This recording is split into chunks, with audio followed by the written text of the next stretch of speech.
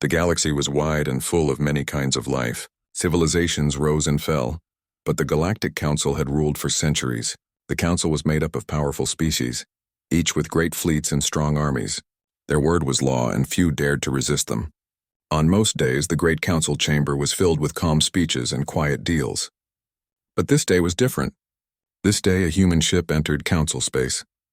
The ship was small, no larger than a freighter. It was simple, not filled with heavy weapons or strange alien designs. The guards at the border almost ignored it until they read the signal it carried. The message was short. Earth wished to send a representative. The council allowed it, thinking nothing of it. They believed humanity was weak and unimportant, just another small world trying to gain notice. And from that ship stepped Daniel Carter. He was tall by human standards, but compared to many aliens, he looked small. His dark hair was cut short, his brown eyes calm. He wore a plain dark suit, not armor or anything grand. To the council, he looked harmless. With him came Maria Johnson, another human diplomat. She was sharp, thoughtful, and careful with her words. She walked beside Daniel but often watched him, as if she knew he carried something unusual. The aliens in the chamber looked down at the two humans. The hall was huge, with glowing walls and floating lights. Each seat was raised high, holding leaders of species that had conquered stars. Their eyes, scales, and many-colored forms all rested on the small human pair. Some whispered, some laughed quietly. To them, humans were nothing special. The council leader, a tall insect-like creature with shimmering wings, welcomed them with a cold voice. Daniel bowed his head slightly, but he did not kneel. Already that made some aliens narrow their eyes. Daniel began to speak. His voice was not loud, but it carried across the chamber. He spoke of Earth, of its people, and of its hope to join the wider galaxy. He did not beg and he did not flatter. He simply said that humans wanted a place in the stars not as servants but as equals. The aliens were surprised at the tone. They had expected fear, or at least flattery. Instead, they heard calm resolve.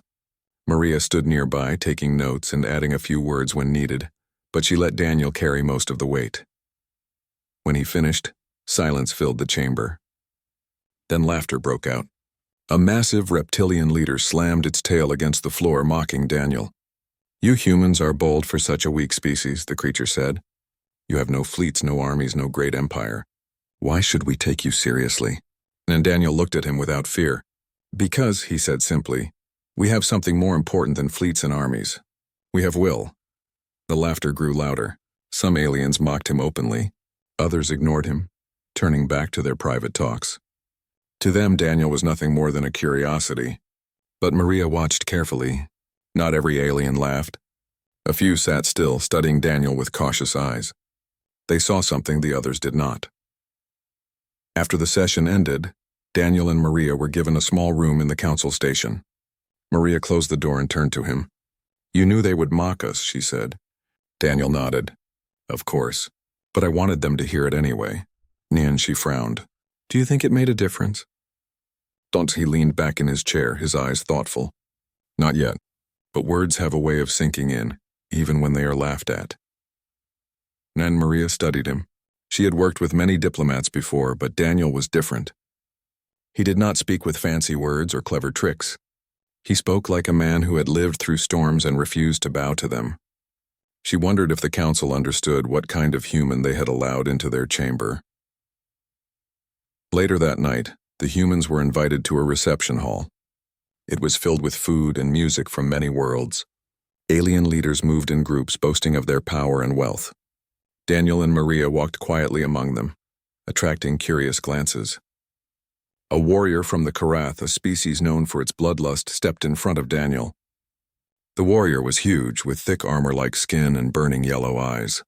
He leaned close. "Do you know what happens to small species in this galaxy?" And Daniel met his gaze. "They are usually crushed," he answered calmly. Dan, the Karath warrior, grinned, showing sharp teeth. "Yes, crushed. Do you think humans will be different?" And Daniel did not look away. "Yes," he said, "because humans don't stay crushed." The warrior stared at him, expecting fear, but finding none. After a long pause, he gave a low growl and stepped aside. Maria let out a breath she hadn't realized she was holding. "You take risks with your words," she whispered as they walked on. Daniel gave a small smile. Sometimes words are the strongest weapon we have. And by the end of the evening, rumors had already spread. The humans were strange. They were weak, yes, but they spoke with a boldness that unsettled even the fiercest warriors. Some called them fools, but others were curious. What kind of world created such people? Kansene's Daniel and Maria returned to their room. Maria asked him softly, "Do you think they will listen to us in the end?" Daniel looked out the window at the stars. "They will," he said. "Not today, maybe not tomorrow. But one day, they will see what humans truly are, and when that day comes, the galaxy will not be the same." Maria fell silent, hearing the quiet strength in his words. She did not know how or when, but she believed him. Something had begun in that council chamber, something none of the alien rulers could stop. It was small now, just a spark. But sparks had a way of starting fires, and fires could change everything. That night, in the great halls of the council, powerful species laughed and mocked. But beneath the noise in whispered corners and private thoughts, a question began to form. Who were these humans really? And what storm would they bring with them? And so the first step was taken. The human who had arrived in a plain suit, carrying no weapon but his voice, had planted unease in the hearts of the mighty. The galaxy did not know it yet, but it had just been shaken for the first time by a man named Daniel Carter. The council chamber was never truly quiet. Even when meetings ended, whispers filled the air. Delegates spoke to each other in secret tongues, trading plans and fears. But after Daniel Carter's first speech, those whispers grew louder. Not because the humans had made demands, but because Daniel had refused to bow. No one had done that in years. Small worlds usually begged, promised gifts, or offered service. Yet this human had stood before the most powerful species in the galaxy and said he wanted equality. For some, it was laughable. For others, it was unsettling. The next day, Daniel and Maria were summoned again. Maria walked beside him, her hands folded, her face calm, but inside she was uneasy. "They're planning something," she whispered as they entered the long glowing hallway. And Daniel gave a small nod. "Yes, they want to test us." And the chamber was already filled when they arrived. The council leader, the tall insect-like creature with shimmering wings, rose from its seat. Its many eyes gleamed coldly as it announced, "Today we will see what strength humans truly have." None from the shadows, heavy steps echoed. A figure entered the chamber, larger than any guard. It was a Karath war leader, the same species that had spoken to Daniel at the reception. His armor-like skin shone under the lights, and his yellow eyes burned with challenge. His name was Vorak, feared across many systems for his victories. Entire planets had bowed to him without a fight. Now he stepped forward, his massive hand resting on the hilt of a blade. "Then let the human face the Karath," the council leader declared, not with weapons of war, but with words. "If the human cannot endure the challenge, then Earth will not be welcomed here." Ripple of laughter moved through the chamber. To the council, this was entertainment. They believed Daniel would crumble under the weight of the Karath's threats. Maria's hands tightened, but Daniel walked forward calmly. His steps were steady, and he stopped only a few feet from Vorak. The Karath warrior leaned down, his voice a growl. "Do you know who I am?" And Daniel looked up at him. "Yes, you are Vorak, war leader of the Karath. You have won many battles, conquered many worlds, and earned the fear of thousands." And Vorak grinned, his teeth sharp. "Good. Then you know what will happen if you fail here. Your people will be crushed like the rest." Rena and Daniel's voice did not shake. "Maybe, but do you know who we are?" Then the chamber fell silent. Vorak blinked, confused for a moment, then snarled. "You are humans, weak, new to the stars. Nothing more." And Daniel shook his head. "We are survivors. We are the ones who do not stay broken. When we fall, we rise. When we are wounded, we heal. When we are outnumbered, we fight harder. That is who we are." And a murmur ran through the chamber. Some laughed, but others leaned forward, listening. Vorak narrowed his eyes. "You speak boldly for a man without an army." Near Daniel's gaze was steady. "Armies can be broken. Fleets can be destroyed. But will cannot be crushed. And that is something we carry stronger than most." And for the first time, Vorak hesitated. The silence stretched as he studied the human standing before him. He had faced countless enemies, most of them armed and desperate. Yet this small human with no weapon and no army spoke with a certainty that unsettled him. And Anna Maria saw it too. She watched the flicker in Vorak's eyes, the tiny pause in his breathing. She leaned forward slightly, whispering under her breath, "He's making him doubt." And the council leader clicked its mandibles in irritation. Continue, it ordered. And Anvorak straightened, trying to regain control. You think words make you strong? We Karath have crushed worlds with words of fire and blood. And Daniel answered calmly. And yet here you are, still fighting, still conquering, still searching for strength. If fear was enough, you would not need to keep proving yourself. Fear fades, but respect endures. Nunham, the word struck like a hidden blow. Some aliens gasped. Others looked at each other with new thoughts in their eyes. Forak's mouth opened, but no words came for a long moment. Finally, he growled low in his throat and stepped back. You are strange, human. Strange and dangerous. In the council chamber erupted in noise. Some shouted in anger, calling the trial unfair. Others argued that the human had passed. For the first time in years, the chamber was divided. The insect-like leader clicked its wings, trying to restore order, but the sound of voices filled the air. And Maria moved quickly to Daniel's side. You did it, she whispered. You made him step back. Daniel shook his head slightly. It's only the beginning. They won't forget this, and they won't forgive it. And later, as they walked back to their quarters, Maria spoke again. Do you think the council will accept us after this? And Daniel's voice was quiet. No, not yet. They see us now, but not as equals. They see us as a threat, and when powerful rulers feel threatened, they strike. Maria frowned. Then why push them? And Daniel stopped in the hallway. He looked out a wide window at the stars. Because if we want a place in this galaxy, we cannot crawl for it. We must stand even when they try to push us down. That is the only way they will understand what humans are. On that night, news spread across the stars. Delegates carried tales of the human who stood against the Karath without fear. Some laughed at the story, calling it a trick, but others repeated it with wonder, asking if perhaps these humans carried something different within them. On small worlds long crushed by the council, whispers began. Maybe there was hope. Meanwhile, in the private halls of the council, not all were pleased. The insect-like leader met with others in secret. This human is dangerous, it hissed. Not because of weapons, but because of ideas. He makes others believe. That is the greatest danger of all. And a tall avian delegate tilted its head. Shall we remove him then? Quietly? The insect creature's wings buzzed. Not yet. We will watch. But if he grows too loud, he must be silenced. And back in their quarters, Maria sat across from Daniel, her eyes full of questions. Do you ever feel afraid? She asked softly. And Daniel thought for a long moment before answering. Yes, but fear is not what defines us. It is what we do with it that matters. And Maria nodded slowly. She could see it now. The thing that unsettled the council. Daniel was not fearless. He was something stronger. He carried his fear, but he did not bow to it. And in his voice, in his calm words, others could feel that strength too. Innes. The stars turned outside the station. Daniel Carter closed his eyes for a moment. He knew the path ahead would not be easy, but he also knew that something had begun. A seed had been planted in the heart of the galaxy. And once planted, some seeds could not be stopped from growing. Rumors spread quickly in the galaxy. Ships carried messages faster than light. And soon the story of Daniel Carter had reached worlds far beyond the council's station. Some said he was a fool, daring to speak boldly before the most powerful rulers. Others said he was a liar, a weak man pretending to be strong.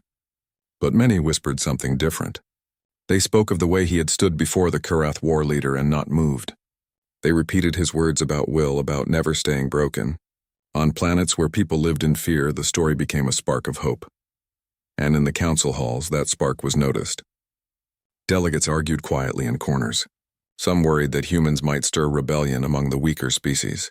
Others dismissed it, saying humans were too small to matter. But still the whispers grew. The insect-like leader called for another session, determined to put the humans back in their place. Daniel and Maria entered the chamber once again. The air was heavy with tension. This time, fewer aliens laughed when they saw them. Instead, many watched in silence, waiting to see what would happen.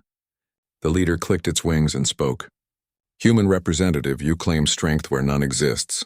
You claim will where others see only weakness. Today you will tell us your truth, and we will judge if it is worthy. And Daniel stepped forward. His suit was the same, plain and simple. He carried no weapon, no banner, nothing but his voice. Maria stood beside him, her eyes sharp, her hand resting lightly on her notes. She could feel the weight of the moment. One wrong word could end their mission. But Daniel's face was calm as always. He began to speak, not loudly, but with a steady tone that reached every corner of the chamber. You think humans are weak because we have no empire among the stars. But strength is not measured only in fleets or weapons. Strength is measured in what you endure and how you rise again. Humanity has endured much. He paused, letting the silence grow. Our world has seen wars that nearly destroyed us. We have seen disasters that wiped out cities. We have faced hunger, storms, disease, and fire. Again and again we have been brought low, and again we have risen. That is who we are. Condena and murmurs spread through the chamber. Some leaned forward, curious. Others scowled, annoyed by his words. Daniel continued, his voice never shaking. When our homes were burned, we built them again. When our people fell, we carried them. When the world was against us, we fought back. You call us weak because we are new to the stars. But weakness does not build what we have built. Weakness does not survive what we have survived. And one of the delegates, a tall reptilian with scarred skin, leaned forward. And what of now, human? You have no fleet here, no power to command. If we wished, we could destroy your world before your people even knew it. Daniel looked directly at him. Maybe you could, but you would never destroy what we are. Even if Earth fell, humans would endure. We always endure, and one day, even if broken, we would rise again. You cannot take that from us. For the first time, the chamber fell into deep silence. No laughter, no mocking words, just the weight of his voice. Maria felt a chill as she listened. She had known Daniel for months now, but every time he spoke, it felt stronger, deeper, as if he carried all of Earth's history within him. And after the session ended, not all were pleased. In the private chambers, the insect leader hissed in anger. He speaks like a conqueror, but with no army. If he continues, the weak will rise. They will believe they are equal. We cannot allow this. Inanane, heavy-voiced delegate, shaped like stone, rumbled in agreement. The human must be silenced. Quietly, before the fire spreads. None but another, a small, soft-skinned species long ignored in the council, spoke timidly. What if he is right? What if humans truly have something different? If others believe, then change will come and no fleet will stop it. The insect leader slammed the floor with its claw. Then we will crush the humans before that day comes. While they plotted, Daniel and Maria walked the station's long halls. Maria turned to him, worry on her face. They won't stop at words. You saw how they looked at you. They will act, and Daniel nodded. Yes, I know. And then why do you keep pushing them? She asked. He looked at her, his eyes calm but firm. Because they need to see us. Not as servants, not as weaklings, but as equals. If I stop now, they will say humans were afraid. And that story will spread just as fast as the one of us standing tall. And Maria sighed. You carry too much on your shoulders. And Daniel gave a faint smile. It's not just me. It's all of us. I just happen to be the one standing here now. And that evening, they were invited to a gathering with other envoys.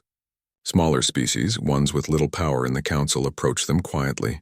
A pale bird-like creature leaned close and whispered, Your words, they give us hope. For too long, we have lived under the shadow of the council, but maybe things can change. Another, with small hands and large eyes, nodded quickly. We thought humans were nothing, but maybe you are something more. Maria watched the scene unfold, her heart racing. She could see the shift happening. It was small, fragile, but real. Daniel's words were spreading beyond the chamber, reaching those who needed them most. And that, she knew, was what the council feared. Later, as they returned to their quarters, Daniel sat by the window, staring at the endless stars. Maria joined him quietly. Do you think we can really change them? She asked softly. And Daniel's gaze never left the stars. Change doesn't come in a day. But seeds grow. Words take root. One story becomes many, and soon even the strongest rulers cannot hold it back. Nan Maria was silent for a moment, then asked, Do you think they'll try to kill us? Daniel finally turned to her, his face calm. Yes, but if they do, the story will only grow stronger. Because it will not end with us. It will live in every whisper and every memory, and that is something they cannot destroy. And Maria looked at him and felt both fear and hope. Fear for what was coming, but hope for what it meant. The galaxy had begun to notice humanity, and nothing would stop that now. The council could plot, could threaten, could even kill, but the idea had already taken root. As the night passed, across distant worlds, the story of the humans spread like a quiet fire. On some planets, children repeated the tale of the man who faced the Karath. On others, leaders spoke in hushed tones, wondering if they too could stand one day. And in the halls of power, the council trembled, not at fleets or weapons, but at the simple, unyielding will of humanity. The galaxy grew restless. Whispers of the human voice spread from station to station, from planet to planet. Some rulers dismissed it, saying the words of one man could not change the order of the stars. But others were not so certain. For the first time in many years, smaller species began to wonder if the council was as strong as it claimed. Hope was dangerous, and the council knew it. And the insect-like leader called for another meeting. The chamber filled with delegates, their voices sharp, their patience thin. At the center, Daniel Carter and Maria Johnson stood once more. This time the chamber did not laugh. This time it watched, and the leader's wings buzzed with anger as it spoke. "Human, your words spread beyond this hall. You stir thoughts among the weak. This must end.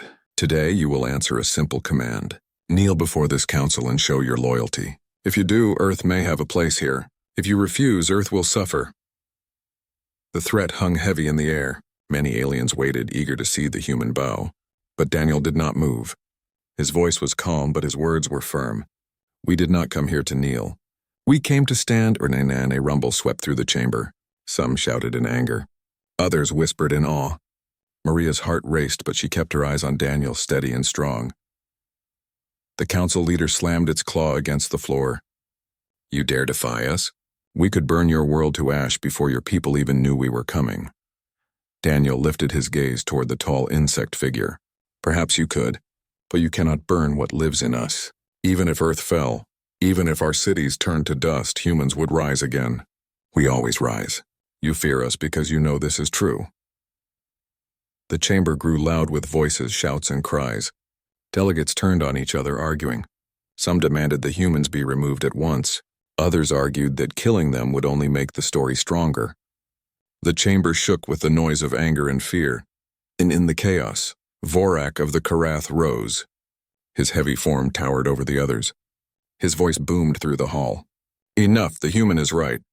I faced him and I saw no fear in him. We are warriors and we know courage when we see it. This one speaks with courage. Do you not see it?" The chamber fell silent at his words. Many stared in shock. The Karath had always served as enforcers of the council's will, never defenders of the weak. Yet now one of their own spoke in defense of a human. The balance shifted, and Maria glanced at Daniel, her breath caught. Daniel gave no smile, no sign of victory. He only stood still, letting the silence speak for him. And the insect leader's wings buzzed with fury. "Vorak, you disgrace your people." And Vorak's yellow eyes glowed. "No, I honor them. For too long we have served fear, but this human shows another way. He does not conquer with fleets or blades. He conquers with will, and that is the greater strength." And the chamber erupted again, but this time the voices were mixed. Some shouted against the humans. Some shouted for them. For the first time, the council was divided before all eyes. And that night, Daniel and Maria returned to their quarters under heavy guard. Maria paced the floor, her hands shaking. "Do you know what you've done? You've split them. You've shaken the council itself." Daniel sat quietly, his hands folded. "Yes, but they will not let it stand. They will strike harder now." Maria stopped pacing. "Then why keep pushing them?" And Daniel looked up at her. "Because the galaxy is watching. Every word here is carried across the stars. If we kneel, the story dies. If we stand, the story grows. That story may save more than Earth, it may save them all." And Maria sat beside him, her voice softer now. "Do you think humans are truly ready for this? To carry such weight?" And Daniel's eyes stayed steady. "No one is ever ready. But when the time comes, we do not step back. That is what makes us human." None beyond the walls of their quarters, the council plotted. The insect leader gathered allies in secret rooms. The humans cannot be allowed to live. Their words spread too far. Already smaller worlds speak of rising. If this grows, our rule will crack. A deep-voiced delegate of stone answered, "Then we destroy them. Quietly, we will blame pirates. No one will question it." But others hesitated. A waterborne delegate, long ignored, spoke softly. "And if we kill them, will their story not burn brighter?" Martyrs are stronger than the living. Nom, the insect leader slammed the table with its claw. Then we will make them vanish without trace. Let the story die in silence. While the council plotted, Daniel and Maria walked the station's garden, a rare place of calm among the storm. Maria touched the leaves of an alien tree, her voice low. Do you think Earth knows what danger we are in? And then Daniel shook his head. Not yet, but they will. And when they do, they must decide who they want to be. And Maria turned to him. And what if Earth is not ready to stand? What if they choose fear? And Daniel looked out at the stars. Then I will remind them that fear does not last. Courage does. And the next day, ships began to move. Fleets loyal to the council gathered near the station, their presence a silent threat. Messages were sent to Earth, cold and sharp. Obey or suffer. But on other worlds, small voices rose. Some refused new taxes. Some sent messages of support to Earth. The ripple had begun. Back in the chamber, the council confronted Daniel one final time. The insect leader's voice was sharp with rage. This is your last chance, human. Submit now or face the wrath of the council. And Daniel stood tall, his voice steady. We will not submit. Not today, not ever. Because freedom is worth more than fear. And if you strike us down, you will only prove our words true. Maria stood beside him, her voice strong. You think humans are alone, but we are not. Every world that dreams of freedom stands with us now. You cannot silence them all. And the chamber exploded with chaos. Delegates shouted, some leaving their seats to stand beside the humans. Others screamed for their destruction. The council was broken, torn between fear and hope. And in that moment, the galaxy was shaken, not by war, not by fleets, but by the unyielding will of two humans who refused to bow. The story spread faster than ever, carried on every ship, whispered in every corner. The galaxy would never be the same again. The council chamber had never been so divided. Aliens shouted, argued, and pointed at each other. The insect-like leader's wings buzzed angrily, but its voice could not command silence. Smaller species, inspired by the humans, spoke openly for the first time. The story of Daniel Carter and Maria Johnson had reached them, and they would not be ignored. Daniel stood tall in the center, his voice calm and steady. You may have fleets, you may have weapons, you may rule many worlds, but strength is not only in power. Strength is in the will to stand, in the courage to speak, in the choice to defend what is right. That is what humans carry, and that is what no empire can destroy. And Anne-Maria's voice joined his, soft but firm. Every world has seen us speak. Every mind has heard our words. You cannot stop an idea once it has taken root. You cannot crush courage. You cannot erase hope. The insect leader slammed its claw against the floor, trying to regain control. Enough. Your words are dangerous lies. We rule this galaxy. You are nothing. Nothing! Sunvorak of the Karath stepped forward, his massive form filling the chamber. No, he said, his voice deep and steady. They are something we have not seen in ages. Courage, honor, will. They remind us that strength is more than fleets and fear. 10 gasps and murmurs ran through the room. Vorak's words were unexpected, but they carried weight. The Karath were feared above all. If one of their own defended humans, others could not ignore it. And small species began to rise from their seats. A waterborne delegate spoke. We have followed fear for too long. Today we choose hope. Today we choose to stand with them. Nine, another, a winged creature from the outer systems, nodded. We will not be silenced. We will not bow to terror. Humanity shows us the way. And the insect leader's wings quivered with rage. This is impossible. You cannot defy the council. But the council was already breaking apart. Delegates whispered in secret, sending messages across the stars. Fleets shifted, alliances changed. The will of the many began to outweigh the commands of the few. Daniel and Maria watched quietly, knowing that their words, not weapons, had moved the galaxy. Finally, the insect leader roared in frustration. Then you all choose rebellion? A chorus of voices answered. Yes, we choose courage. We choose freedom. Daniel's gaze swept across the chamber. He saw fear, hope, doubt, and courage all mixed together. This is the galaxy we all deserve, he said. One where no one is crushed for being small. One where will and courage matter more than fleets and fear. Let this be a new beginning. Maria smiled faintly, her eyes shining. They will remember this day. Not because of weapons, not because of power, but because of truth. The chamber was quiet for a long moment. Then slowly the insect leader lowered its head. It had lost. Its control was gone. The council could no longer dictate the path of the galaxy. The humans had done what no army, no weapon could have done. They had shaken the galaxy with words, with will, with courage. Outside the chamber, messages spread faster than light. Planets that had once cowered under fear now spoke of hope. Small species declared independence. Alliances formed based on respect, not submission. The story of Daniel Carter and Maria Johnson became legend, a tale told from world to world.